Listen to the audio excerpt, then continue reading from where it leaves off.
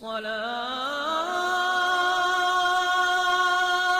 خير من النوم۔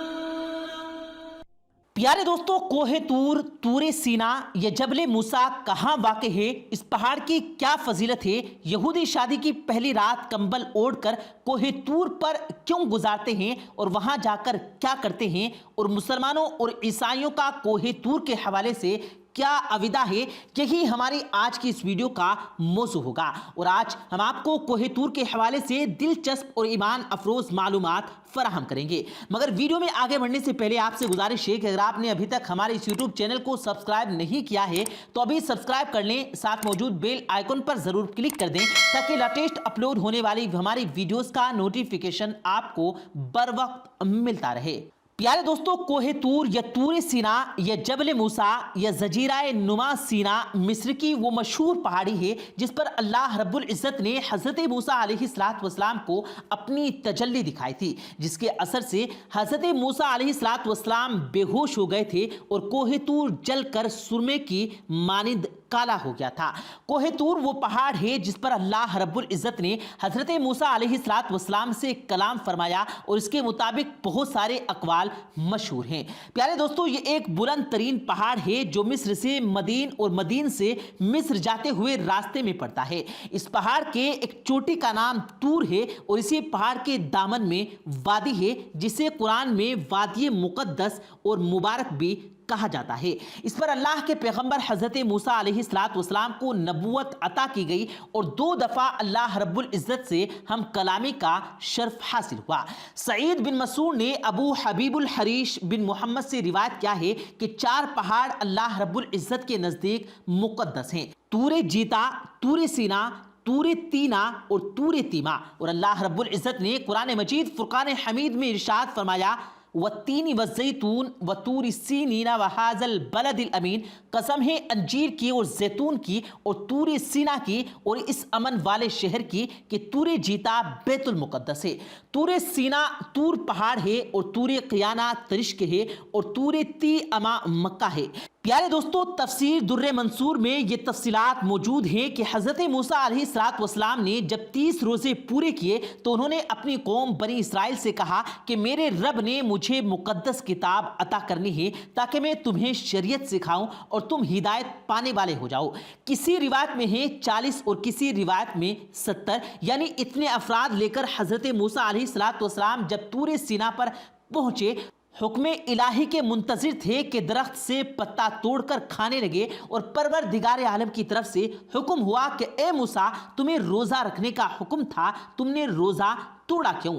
حضرت موسیٰ علیہ السلام نے انتظار کی کہ اے میرے پروردگار، آج 30واں روزہ ہے جس کی وجہ سے میرے منہ میں بدبو آ رہی تھی، تیری پاکی اور ملاقات کی وجہ سے میں نے درخت سے پتا لے کر چبایا تاکہ وہ بو چلی جائے۔ تب بارگاہ الہی سے مسواک کا حکم ہوا، اور اللہ رب العزت نے ارشاد فرمایا کہ روزے دار کے منہ سے نکلنے والے بدبو میرے لیے مشک اور عنبر جیسی خوشبو سے بھی بڑھ کر ہے۔ پھر اللہ رب العزت نے حکم دیا کہ اے موسیٰ، اب 10 روزے اور رکھنے کا تجھے حکم ہے۔ قوم والے کہنے لگے کہ اے موسیٰ، جب تک ہم اللہ کو دیکھ نہیں لیتے ہم یقین نہیں کریں گے۔ پھر بجلی ان پر گری اور وہ سب مر گئے۔ تب حضرت موسیٰ علیہ السلام نے دعا کی کہ اے پروردگار عالم، انہیں دوبارہ زندہ کر دے، ورنہ میں اپنی قوم کو ان کے مطابق کیا جواب دوں گا، اور پھر وہ لوگ مجھ پر شک کریں گے کہ میں نے خود ان کو ہلاک کر دیا ہے۔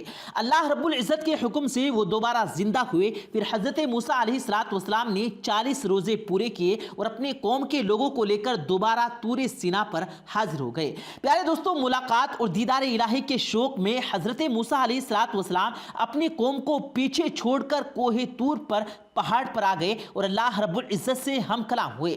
ایسا شوق دیدار تھا کہ اپنی قوم کو پیچھے چھوڑا اور خود آدھے آ گئے تاکہ دیدار ہو سب سے پہلے تو مجھے ہی ہو، اس دنیا میں سب سے پہلے میں دیکھوں اور کسی کی نظر ہی نہ پڑے۔ میرے محبوب پر کیا خوب محبت ہے، اس بات کو قرآن مجید فرقان حمید کے اس واقعے میں ایسے بیان کیا گیا: موسیٰ، کیوں جلدی کی تم نے اپنی قوم سے؟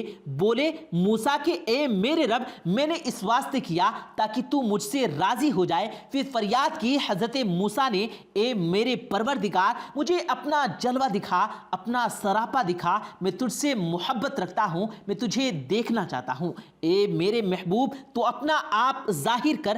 فرشتوں نے جب یہ فریاد سنی تو حضرت موسیٰ علیہ السلام سے کہنے لگے، اے نبی خدا، آپ ہم کلام تو ہوتے ہیں، پھر بھی آپ دیکھنا ہی کیوں چاہتے ہیں؟ روایت میں آتا ہے کہ حضرت موسیٰ علیہ السلام نے دیکھا کہ ان جیسے اونی کپڑے پہنے ہوئے اور ہاتھوں میں عصا پکڑے ہوئے 70,000 لوگ انہیں دکھائی دیے، جنہوں نے پوچھا کہ اے پروردگار، یہ کیا ماجرا ہے؟ کیا میری طرح اور بھی ہیں؟ تو فرمایا گیا کہ نہیں، تم اکیلے ہو، مگر یہ میری ذات ہے جو ہر چیز پر قادر ہے، میں تجھ جیسے اور بھی ایک پل میں بنانے کی قدرت رکھتا ہوں۔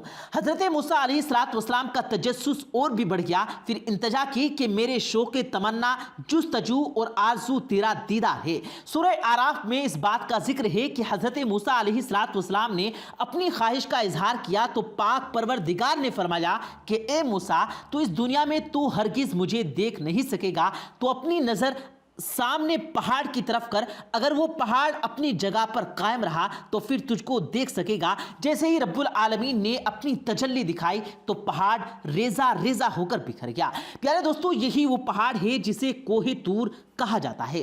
حضرت موسیٰ علیہ السلام بے ہوش ہو گئے اور 70 یا 40 افراد بھی مر گئے۔ جب ہوش آیا تو موسیٰ علیہ السلام اللہ رب العزت کی طرف متوجہ ہوئے اور عرض کی، اے پروردگار، میں توبہ کرتا ہوں اور یقین لاتا ہوں تیری ذات پر۔ پھر اللہ رب العزت نے فرمایا، جو تجھ کو دیا ہے اس کو پکڑ اور شکر کرنے والوں میں سے ہو جا۔ تب حضرت موسیٰ علیہ السلام کی دعا سے افراد کو بھی زندہ کیا گیا اور حضرت موسیٰ علیہ السلام کو توریت عطا کی گئی اور نبوت عطا کی گئی۔ پیارے دوستو، یہ فضیلت کوہ طور پر پہاڑ کی اور یہی عقیدہ ہے مسلمانوں کا کوہ طور کے حوالے سے، مگر یہودیت اور عیسائیت میں کوہ طور کے حوالے سے مختلف حیران کن عقائد اور نظریات پائے جاتے ہیں، جن میں بے انتہائی حیرت انگیز عقیدہ یہودیت میں ہے کہ یہودی شادی کی پہلی رات میاں بیوی دونوں کمبل اوڑھ کر کوہ طور پر گزارتے ہیں۔ یہ لوگ شادی کے فوراً بعد کوہ طور پر آتے ہیں اور اپنی پہلی رات کوہ طور کے راستے میں کمبل کے اندر گزارتے ہیں۔ ان کا خیال ہے کہ یہ عمل صالح اولاد کے لیے ضروری ہے۔ یہ نظریہ یہودیت میں صدیوں پرانا ہے، مگر آج بھی یہ روایت قائم ہے۔ کوہ طور کی چوٹی دنیا کا واحد مقام ہے جہاں تینوں آسمانی مذاہب کے زائرین اکٹھے ہوتے ہیں اور ایک دوسرے کے ساتھ کھڑے ہو کر اللہ رب العزت کے حضور دعا کرتے ہیں۔ یہ وہ جگہ ہے جہاں نہ کوئی بندہ رہتا ہے نہ کوئی بندہ نواز، مگر جوں جوں سورج چڑھتا جاتا ہے لوگ دور سے نیچے اترتے جاتے ہیں۔ پیارے دوستوں، مگر چونکہ جب یہودی پوری دنیا میں پھیلے ہوئے ہیں، اس لیے شادی کی پہلی رات کو کوہ طور پر جانا ممکن نہیں، لہٰذا صرف قریب کے یہودی شادی کی پہلی رات کوہ طور پر گزارتے ہیں اور دونوں میاں بیوی کمبل اوڑھ کر کوہ طور پر بیٹھتے ہیں۔ اور یہ بھی کہا جاتا ہے کہ بعض یہودیت کے فرقوں میں کوہ طور پر میاں بیوی ہم بستری بھی کرتے ہیں، اور ان کا یہ عقیدہ ہے کہ کوہ طور پر کمبل اوڑھ کر ہم بستری کرنے سے ان کے یہاں نیک اور صالح بیٹا پیدا ہوگا۔ اس کے علاوہ پوری دنیا اور یہودیوں کی یہ بھی خواہش ہوتی ہے کہ وہ زندگی میں ایک بار ضرور کوہ طور پر جائیں۔ پیارے دوستو، کوہ طور تینوں مذاہب میں انتہائی بابرکت پہاڑ ہے، اور یہ صرف کوہ طور کی برکت ہے کہ چند لمحوں کے لیے تینوں مذاہب کے درمیان موجود دیواریں گر جاتی ہیں اور اللہ کے بندے صرف اللہ کے بندے بن جاتے ہیں۔ کوہ طور سے واپسی کا سفر چڑھائی سے زیادہ مشکل ہے۔ زائرین کھلی آنکھوں سے خطرناک سیڑھیاں اور ہولناک ترین گھاٹیاں دیکھتے ہیں۔ ایک بار رک رک کر سوچتے ہیں کہ کیا کل رات ہم اس مکان میں بھی گزرے تھے، اور یہ سوچ کر ان کی روح تک کانپ جاتی ہے۔ پورے کوہ طور پر گھاس کا تنکا تک نہیں، کوئی پرندہ، کوئی جانور بھی نہیں، اور پانی کا کوئی چشمہ بھی نہیں۔ پیارے دوستو، اسی امید کے ساتھ دیجیے گا اجازت، ملتے ہیں پھر ایک نئی ویڈیو کے ساتھ، تب تک کے لیے اللہ حافظ۔